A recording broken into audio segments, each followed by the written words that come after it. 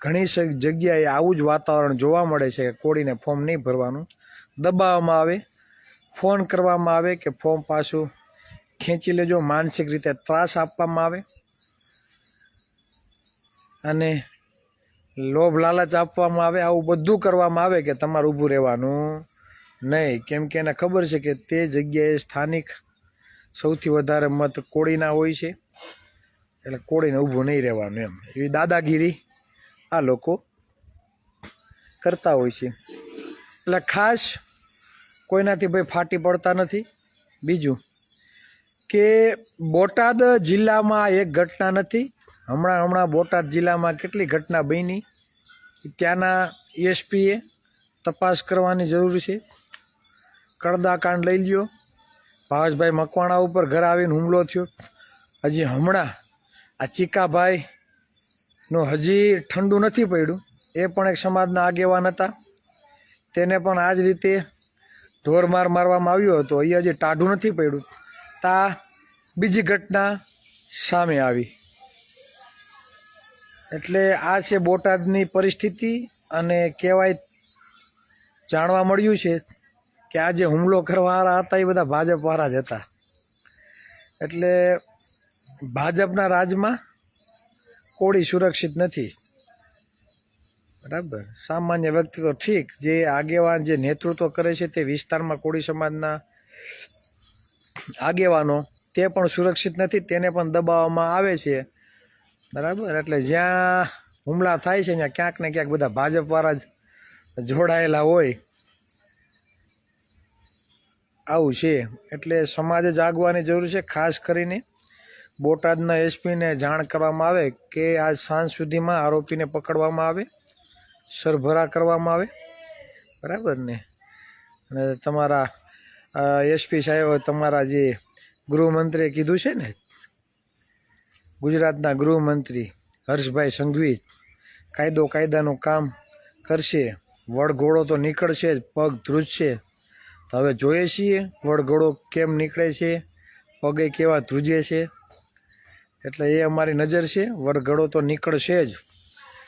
એટલે ખાસ એસપી સાહેબને કહેવા માગું કે આજ સાંજ સુધીમાં આરોપી પકડાઈ જાય. બરાબર, અને વ્યવસ્થિત કાયદા રૂએ જે સરભરા થતી હોય કરવામાં આવે. નકર અમે બોટાદ આવીએ છીએ તમારી મુલાકાતે. બરાબર, અને અમારે ઘડીએ ઘડીએ નવરા પણ નથી.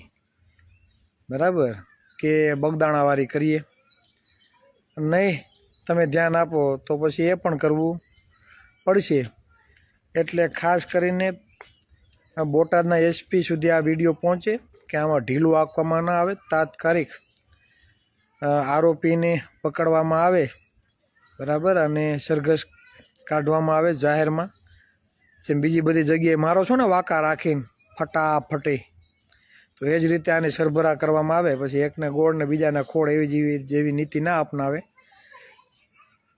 આ સ્પષ્ટ શબ્દમાં તમને કહીએ છીએ.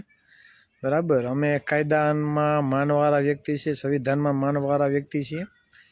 એટલે અમે કંઈ ઘડીએ ઘડીએ આંદોલન કરવા માટે પણ નવરા નથી.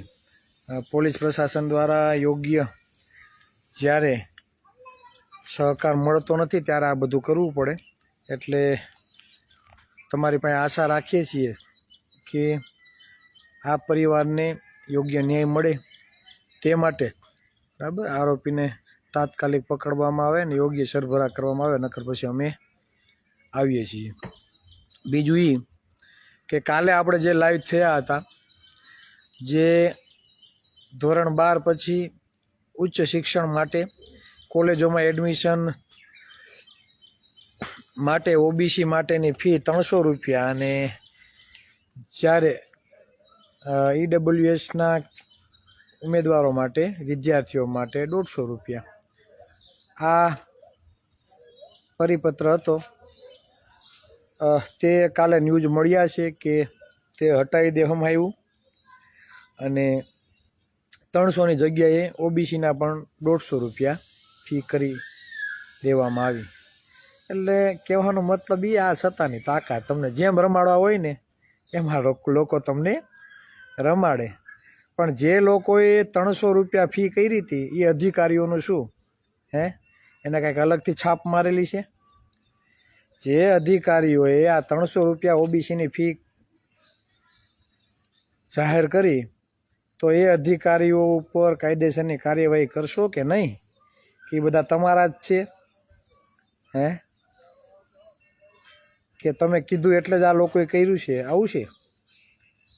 એટલે આ સમાજને કહેવા માગું, આ સત્તાની તાકાત છે, મજા આવે એમ તમને છે ને રમાડ છે. એટલે અધિકારીઓનું પણ કાંઈ થાય નહીં, કેમ કે એ બધા એના જ માસીના મોહૈયાના ને કાકા ફૂઈના ને બધાના દીકરા હોય, હાહરિયાના ને બધા સમજ્યા, ઘરના જ હોય બધાય.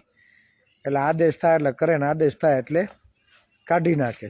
એટલે એ અધિકારીઓનું પણ કાંઈ થશે નહીં, કેમ કે બધા એવા જ બેઠા છે જ્ઞાતિવાદી બધા ટણપાઓ, જે ઓબીસીને નુકસાન પહોંચાડવા માટે જેને રસ છે.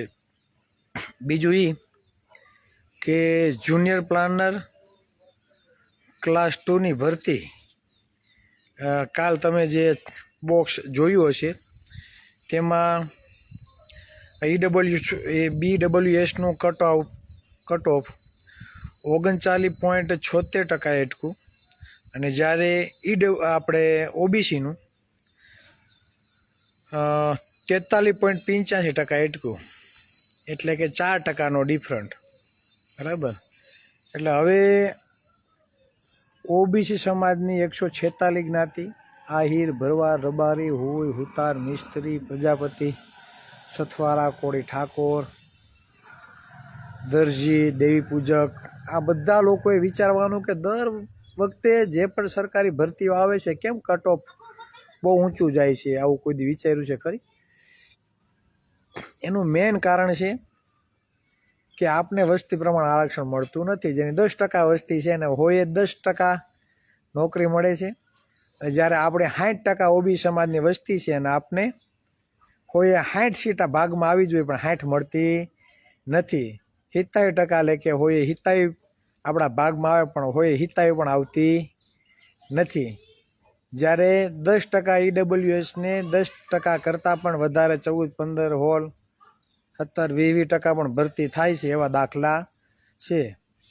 આ વાસ્તવિકતા છે. તમારું કટ ઓફ પહેલાં જેવું, બરાબર, કે નીચું અને યોગ્ય આપને અવસર મળે, બરાબર, તેના માટે જો તમારો અવાજ ઉઠાવો હોય તો એક જ આનો રસ્તો છે કે વસ્તી પ્રમાણે તમને આરક્ષણ આપે. બાકી ગમે એવા આડા પાસા ઊંધા ચીતા થઈ જાઓ, તમારા બાળકોની નોકરીઓ ખવાશે અને ખવાશે. તમે ચૂંટાઈને મોકેલા એક પણ ધારાસભ્યની ઓકાત નથી, તેવડ નથી, એક પણ શૂરવીરનો દીકરો નથી કે તમારા માટે અવાજ ઉઠાવશે. આ મગજમાં ખૂતાડીને બેસી લેજો.